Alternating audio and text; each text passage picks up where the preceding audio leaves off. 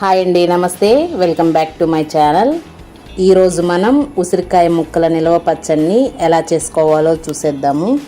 మనం పూర్తిగా కాయను అలానే వేసి పచ్చడి చేసాము అంటే పిల్లలు కానీ ఎవరైనా తినలేని వాళ్ళు కానీ కాయ మొత్తాన్ని తినలేక సగం తినేసి పడేస్తూ ఉంటారు. అలా వేస్ట్ చేయకుండా ఇలా ముక్కలు చేసి పెట్టుకుంటే 1-2 ముక్కలు వేసుకోవచ్చు. అలాగే ఈ కొలతలతో చేశారు అంటే చాలా టేస్టీగా ఎక్కువ రోజులు నిల్వ ఉంటుందండి. పర్ఫెక్ట్ కొలతలతో చూపిస్తున్నాను. ఇక్కడ నేను 1 కేజీ ఉసిరికాయలు తీసుకున్నాను. పెద్దవి కానీ చిన్నవి కానీ మొత్తం 42 ఉసిరికాయలు వచ్చాయి. ఈ కాయలను నీట్గా కడిగి పొడి క్లాత్తో తడేమీ లేకుండా తుడుచుకొని 1 గంట పాటు ఫ్యాన్ గాలికి ఆరబెట్టుకోవాలి. ఈ ఉసిరికాయల్ని ముందే నేను క్లీన్ చేసి ఆరబెట్టుకున్నాను. వీటిని ఇప్పుడు డీప్ ఫ్రై చేసుకుందాము. ప్యాన్ పెట్టుకొని 2 కప్స్ నూనెను తీసుకోవాలి. కప్ మెజర్మెంట్ వచ్చేసి 250 ml కప్ అండి. అంటే 1/2 కేజీ నూనె పోస్తున్నాను. కేజీ ఉసిరికాయలకి ఈ 1/2 కేజీ నూనె కరెక్ట్గా సరిపోతుంది. ఇప్పుడు మనం ఆయిల్ వేసుకున్నాం కదండి, ఆ కప్తోనే ప్రతిదీ కొలుచుకోవాలి. ఊరగాయకి వేరుశనగ నూనె అయితే చాలా బాగుంటుంది. కుదిరితే వేరుశనగ నూనె తీసుకోండి. ఆయిల్ని ఓవర్ హీట్ చేసుకోకుండా మీడియం హీట్ అయిన తర్వాత ఉసిరికాయలను వేసుకొని ఫ్రై చేసుకోవాలి. మంటను మీడియం ఫ్లేమ్లో ఉంచుకొని మధ్య మధ్యలో కలుపుకుంటూ గోల్డెన్ కలర్ వచ్చే వరకు ఫ్రై చేసుకోవాలి.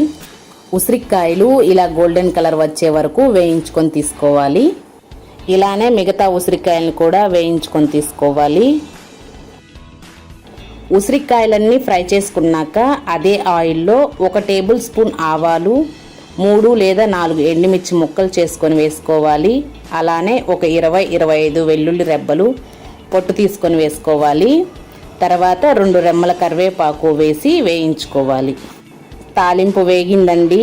ఇప్పుడు స్టవ్ ఆఫ్ చేసుకొని 1 స్పూన్ పసుపు వేసుకొని ఒకసారి కలుపుకోవాలి.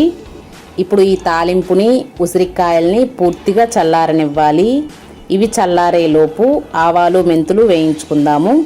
ప్యాన్ పెట్టుకొని 1 టేబుల్ స్పూన్ మెంతులు వేసుకొని లో ఫ్లేమ్లో మాడిపోకుండా మధ్య మధ్యలో కలుపుకుంటూ ఫ్రై చేసుకోవాలి.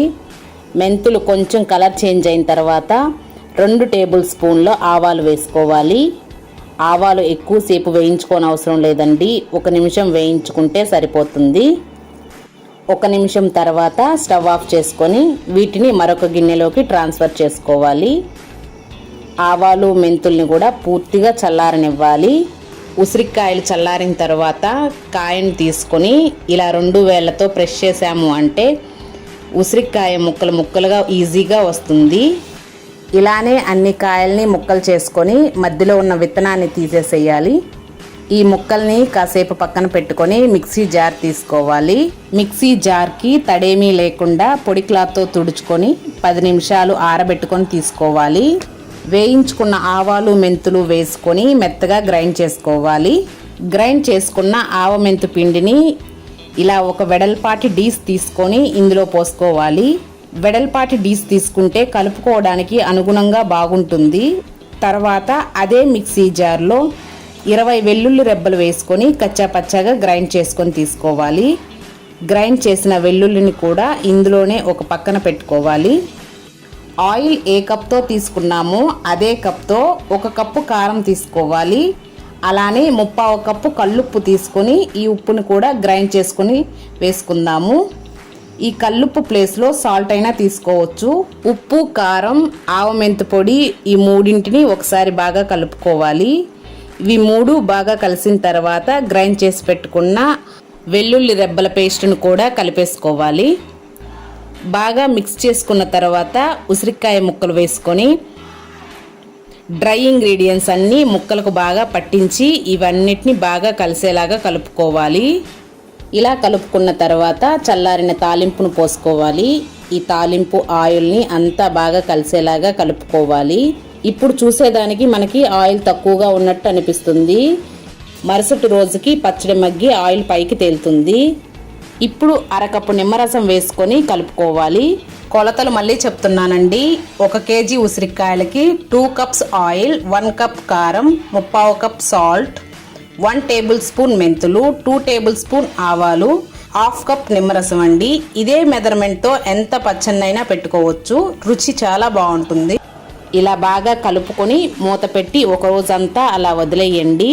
పచ్చడికి యూస్ చేసిన గరిటెను కానీ ప్లేట్ను కానీ తడేమీ లేకుండా చూసుకోవాలి, లేకపోతే పచ్చడి పాడైపోయే ఛాన్స్ ఉంటుంది. మరుసటి రోజు ఉదయానికి చూడండి, పచ్చడి ఊరి ఆయిల్ పైకి తేలింది. ఈ పచ్చడిని మళ్ళీ ఒకసారి కలుపుకోవాలి. ఈ ఉసిరికాయ పచ్చడిని 3 రోజుల పాటు ఇదే గిన్నెలో ఊరనివ్వాలండి. రోజుకొకసారి ఈ పచ్చడిని కలుపుకుంటూ ఉండాలి. ఇప్పుడు ఉప్పు కానీ కారం కానీ పులుపు కానీ సరిపోయిందా లేదా అనేది ఒకసారి చెక్ చేసుకోండి. సరిపోకపోతే ఇప్పుడే వేసి కలుపుకోవచ్చు. నాకైతే కరెక్ట్గా సరిపోయింది. 3 రోజుల తర్వాత ఎయిర్టైట్ డబ్బాలోకి తీసుకొని ఫ్రిడ్జ్లో స్టోర్ చేసుకుంటే చాలా కాలం నిలవ ఉంటుందండి. చూస్తుంటేనే నోరూరుతుంది కదా. ఈ కొలతలతో చేసుకుంటే పచ్చడి చాలా బాగుంటుంది. ఫస్ట్ టైం పెట్టుకున్నా కూడా చాలా బాగా వస్తుందండి. మీరు కూడా ఒకసారి ట్రై చేసి ఎలా వచ్చింది అనేది కామెంట్ చేయండి. వీడియో నచ్చినట్లయితే లైక్ చేయండి, షేర్ చేయండి. మన ఛానల్ని ఫస్ట్ టైం చూస్తున్నట్లయితే సబ్స్క్రైబ్ చేయడం మాత్రం మర్చిపోకండి. Thank you.